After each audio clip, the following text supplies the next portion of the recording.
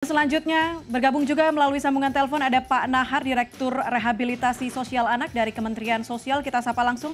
Pak Nahar, selamat malam. Selamat malam, ini dengan Mas siapa? Saya nggak di Kementerian Sosial lagi nih. Oke, Pak Nahar, tapi Anda cukup mengikuti kasus dari Justice for Audrey tidak? Iya, karena kami di Kementerian Pemberdayaan Perempuan dan Perlindungan Anak mengikuti ini dan hari ini misalnya seharian tim kami juga terus melakukan upaya koordinasi sesuai dengan mandat Undang-Undang Nomor 11 Tahun 2012. Nah, ini kan pelaku dan korban juga masih sama-sama anak-anak begitu. Kemudian bagaimana Kementerian Perempuan dan Pemberdayaan Perempuan ini mengawal kasus ini, Pak Nahar? Iya, sesuai dengan mandat tadi di pasal 94 bahwa ketika ini bicara soal pencegahan, lalu kemudian penyelesaian perkara, rehabilitasi, dan reintegrasi, tentu kami ditugasi untuk melakukan koordinasi. Dan hasil koordinasi ini memang kita biarkan misalnya proses penegakan hukum itu berjalan, lalu kemudian perlindungan terhadap korban, baik itu korban maupun pelaku yang masih berusia anak bisa sama-sama berjalan dengan tidak mengindahkan rasa keadilan dan kepentingan terbaik bagi anak. Oke, tapi dari Kementerian Pemberdayaan Perempuan dan juga Perlindungan Anak ini ada pendampingan tidak, Pak, yang diberikan kepada korban dan juga pelaku ke Pontianak? Iya, kita ingin memastikan itu dan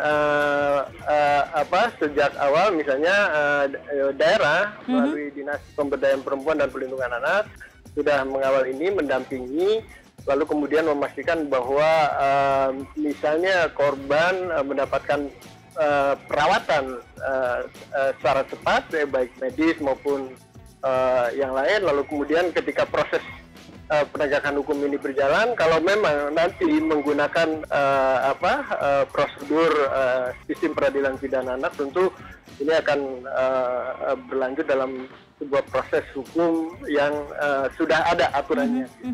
Informasi terakhir yang Pak Nahar terima terkait dengan kondisi dari korban saat ini seperti apa, Pak Nahar? Ya, kondisinya membaik, lalu kemudian pihak penyidik juga pihak kepolisian sudah melakukan upaya visum dan hasilnya kalau nggak salah sudah diinformasikan juga. Kita lihat proses dan kita ikuti misalnya proses itu, kita harapkan nanti bisa mengikutinya dengan baik, lalu kemudian misalnya pasal yang disangkakan terhadap misalnya pelaku, kalau seandainya nanti misalnya pasal yang disangkakan lalu kemudian ancaman hukumnya masih di bawah 7 tahun, itu nanti beda penerapannya ketika misalnya ancaman hukumannya di atas 7 tahun. Oke, Pak Nahar, informasi yang beredar di sosial media begitu, bahwa 12 orang atau sejumlah anak siswa SMA yang membuli, yang menyerang siswa SMP ini katanya pernah menyerang anak lain sebelumnya begitu. Penelusuran dari Kementerian PPPA sejauh ini seperti apa? Ya, kita menemukan indikasi seperti itu, makanya ini nggak bisa instan kita menyimpulkan. Ini sebuah proses panjang dan bisa jadi ini prosesnya bermuara dari rumah. Lalu kebiasaan itu berlangsung di lingkungan mungkin juga sekolah, mungkin juga di luar lingkungan sekolah.